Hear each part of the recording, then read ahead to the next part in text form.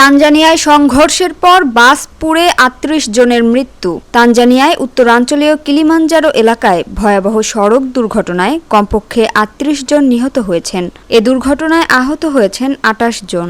রবিবার প্রেসিডেন্ট কার্যালয়ে এক বিবৃতিতে এ তথ্য জানানো হয়। শনিবার রাতে এ দুর্ঘটনাটি ঘটে। একটি যাত্রীবাহী বাসের টায়ার বিস্ফোরিত হয়ে সেটি নিয়ন্ত্রণ হারিয়ে উল্টো লেনে ঢুকে পড়ে এবং একটি মিনি বাসের সঙ্গে মুখোমুখি সংঘর্ষ হয়। সংঘর্ষের পরপরই দুটি যানবাহনে আগুন ধরে যায়। বিবৃতিতে জানানো হয়, দুর্ঘটনায় নিহতদের মধ্যে ৩৬ জনের মরদেহ এতটাই পুড়ে গেছে যে তাদের পরিচয় শনাক্ত করা সম্ভব হয়নি।